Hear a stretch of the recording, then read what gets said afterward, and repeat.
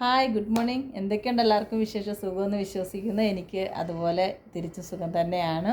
പിന്നെ ഞാൻ ഒരു കാര്യം പറയട്ടെ, നിങ്ങളെല്ലാവരും വിചാരിക്കരുത് ഞാനൊരു പ്രേമവിരോധി അല്ലെങ്കിൽ പ്രേമ വിദ്വേഷിയാണെന്നും.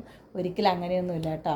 ഞാൻ എൻ്റെ ജീവിതത്തിലുണ്ടായ ചില അനുഭവങ്ങളാണ് ഞാൻ നിങ്ങളോട് ഷെയർ ചെയ്യുന്നത്. കാരണം നിങ്ങളെ ഞാൻ ഓരോരുത്തരെയും ഞാൻ കാണുന്നത് എൻ്റെ ഫാമിലി ആയിട്ടും എൻ്റെ സഹോദരങ്ങളായിട്ടും എന്നെ അടുത്തറിയുന്ന ഫ്രണ്ട്സുമായിട്ടാണ് ഞാൻ നിങ്ങളെ ഓരോരുത്തരെയും കാണുന്നത്. അപ്പം എന്താ പറയുക, അതുകൊണ്ടാണ് ഞാൻ നിങ്ങളോട് ഇതെല്ലാം ഷെയർ ചെയ്യുന്നത്. ഇന്ന് എനിക്കിത് പറയാനുള്ളത് നമ്മുടെ മക്കളുമാരോടാണ് കേട്ടോ. കാരണം ആൺകുട്ടികളായാലും പെൺകുട്ടികളായാലും എനിക്ക് അവരോട് കുറച്ച് കാര്യങ്ങൾ പറയാനുണ്ട്. കാരണം പെൺകുട്ടികളായാലും ആൺകുട്ടികളായാലും പ്രേമിക്കുന്നതുകൊണ്ട് ഒരു കുഴപ്പമില്ല കേട്ടോ. പക്ഷേ പ്രേമിക്കുമ്പോൾ നിങ്ങൾ ഓപ്പോസിറ്റ് നിൽക്കുന്ന ആണായാലും പെണ്ണായാലും ഞാൻ പറയുകയാണ്, അവരുടെ റിയൽ ക്യാരക്ടർ എന്താണെന്ന് മനസ്സിലാക്കണം. കാരണം പിന്നെ നോക്കിയാൽ മതി അവരെ പ്രൊഫൈലും കാര്യങ്ങളൊക്കെ. പ്രൊഫൈലൊന്നും നോക്കണമെന്ന് ഒരിക്കലും ഞാൻ പറയത്തില്ല, പ്രൊഫൈലൊക്കെ പിന്നെ നോക്കിയാൽ മതി. ആദ്യം നമുക്ക് വേണ്ടത് അവരുടെ റിയൽ ക്യാരക്ടറാണ്. കാരണം ചില പെൺകുട്ടികളുണ്ട്, ചില ആൺകുട്ടികളുണ്ട്, പ്രേമത്തിലോട്ട് എത്തിക്കഴിഞ്ഞ ഉടനെ അവർക്ക് അങ്ങ് അഡിക്റ്റ് ആകുമ്പം ഇവർക്ക് പിന്നെ ഇവർ പറയുന്നത് ആണ് മൊത്തം വേദവാക്യങ്ങൾ. അന്നേരം വീട്ടിലെ ആൾക്കാർ പറയുന്ന ഒന്നും ഇവർക്ക് മനസ്സിലാവത്തില്ല. അപ്പം പിന്നെ ഈ പെൺകുട്ടിയായാലും ആൺകുട്ടിയായാലും ഇതിൽ നിന്ന് പിന്തിരിയാൻ ശ്രമിക്കുമ്പോഴാണ് യഥാർത്ഥത്തിൽ ഈ ഓപ്പോസിറ്റ് നിൽക്കുന്ന പാർട്ട്ണറുടെ റിയൽ ഫേസ് ഇവർ കാണുമ്പോൾ ഇവർക്ക് താങ്ങാൻ പറ്റത്തില്ല അത്. അന്നേരം ഇവർ ചിന്തിക്കും, ഇവരുടെ ജീവിതം അവിടെ നിലച്ചു പോയെന്ന് വരെ ചിന്തിക്കുന്ന പെൺകുട്ടികളുണ്ട്, അല്ലെങ്കിൽ ആൺകുട്ടികളുണ്ട്. പല ആൾക്കാരെ എനിക്കറിയാം. അതുകൊണ്ടാണ് കേട്ടോ. അപ്പം ചില പെൺകുട്ടികൾ ആൺകുട്ടികൾ പറയും, അയ്യോ അവനൊരു പാവമാണ്, അയ്യോ അവളൊരു പാവമാണ്. അവർക്ക് ചുറ്റും നിൽക്കുന്ന ആൾക്കാരാണ് മോശപ്പെട്ട ആൾക്കാർ. അത് ആ സ്റ്റേറ്റ്മെൻറ്റിനോട് ഞാൻ ഒരിക്കലും യോജിക്കുന്നില്ല. കാരണം അവർക്ക് ചുറ്റും നിൽക്കുന്ന അവരുടെ പേരൻസാണ്, അവരെ റിയൽ ക്യാരക്ടറാണ് ഈ കുട്ടിയിലുമുള്ളത്. കാരണം അവരെ ജീനല്ലേ. എന്തായാലും ആ നിൽക്കുന്ന വ്യക്തികളുടെ ആരെങ്കിലും ഒരാളുടെ യഥാർത്ഥ ക്യാരക്ടർ ഈ കുട്ടിയിൽ ഉണ്ടാവാതിരിക്കത്തില്ല. അത് തീർച്ചയായിട്ടും കാണാം. അന്നേരം അത് റോങ് സ്റ്റേറ്റ്മെൻറ്റാണ്. അപ്പം ഞാൻ എല്ലാ മക്കളുമാരോട് പറയുകയാണ്, പ്രൊഫൈൽ നോക്കണ്ടെന്ന് ഒരിക്കലും ഞാൻ പറയത്തില്ല. കാരണം ഇപ്പോഴത്തെ കാലത്ത് ആൺകുട്ടികൾക്കും പെൺകുട്ടികൾക്കും ഒരുപോലെ ജോലി ഉണ്ടായാലേ മുന്നോട്ട് ജീവിക്കാൻ പറ്റത്തുള്ളൂ. പണ്ടത്തെ സാഹചര്യങ്ങളൊന്നും അല്ല ഇപ്പോഴത്തെ ലൈഫ്.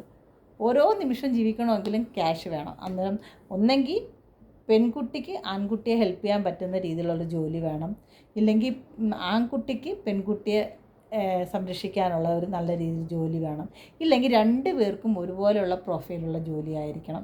എന്നാലും ഇവർക്ക് ഒരുമിച്ച് ഈ പ്രശ്നങ്ങളൊക്കെ ആകുമ്പോഴത്തേക്ക് തന്നെ വീട്ടുകാരെ മൊത്തം ഇവർ വെറുപ്പിച്ച് കഴിഞ്ഞാൽ പിന്നെ ഇവർ ഈ കടലിൽ നീന്തി കരയ്ക്ക് എത്തണമെന്ന്, ഈ കടലിൽ നീന്തി മൊത്തം അങ്ങപ്പുറത്ത് എത്തണമെങ്കിൽ തന്നെ ഇവർക്ക് രണ്ട് പേർക്കും ജീവിക്കാനുള്ള മാർഗം ഇവർ തന്നെ കണ്ടുപിടിച്ചില്ലെങ്കിൽ ജീവിതം ഭയങ്കര കോഞ്ഞാട്ടയാണ്.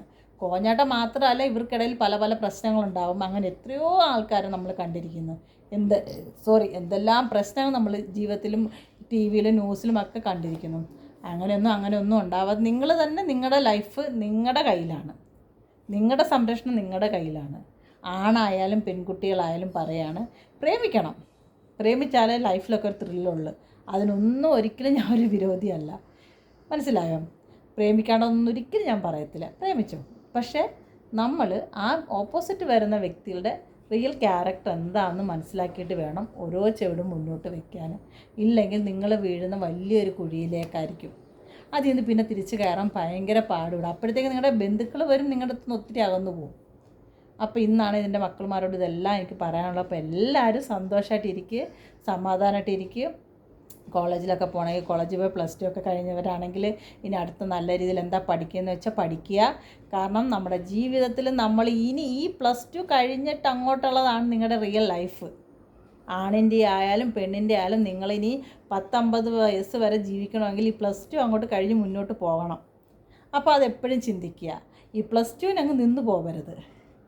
അവിടുന്ന് മുന്നോട്ടുള്ള യാത്ര ഇപ്പോൾ തുടങ്ങുകയാണ്. എല്ലാ കൗമാരപ്രായമുള്ള എല്ലാവരോടാണ് പറയുന്നത്, അങ്ങോട്ടുള്ള യാത്ര ഇപ്പോൾ തുടങ്ങുകയാണ്. അപ്പോൾ എല്ലാവരും നല്ല രീതിയിൽ പഠിക്കുക, നല്ല നല്ല ജോലികൾ നേടുക, രക്ഷകർത്താക്കൾ പറയുന്ന അനുസരിച്ച് മുന്നോട്ട് പോവുക. പിന്നെ അവരെ പറഞ്ഞ് മനസ്സിലാക്കി പിന്നെ കല്യാണം കഴിക്കാം. പക്ഷേ നിങ്ങളുടെ സ്വന്തം കാലം നിന്ന് വേണം ഇതെല്ലാം ചെയ്യാൻ കേട്ടോ. അല്ലാതെ ഇതെല്ലാം പേരൻസിനെ തലയിൽ കൊണ്ടുവച്ച് കൊടുക്കരുത്.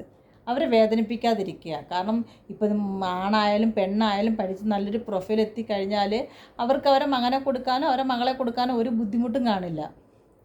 മനസ്സിലായോ? കാരണം അവർ സമാധാനത്തോടെ ജീവിക്കുമെന്ന് ആ പേരൻസിന് ഉറപ്പുണ്ടായിരിക്കും. മനസ്സിലാവുന്നുണ്ടോ? അപ്പോൾ അത് ആലോചിച്ച് എല്ലാവരും മുന്നോട്ട് പോകാം. അപ്പോൾ ഓക്കെ, ബൈ ബൈ, ടാറ്റാ.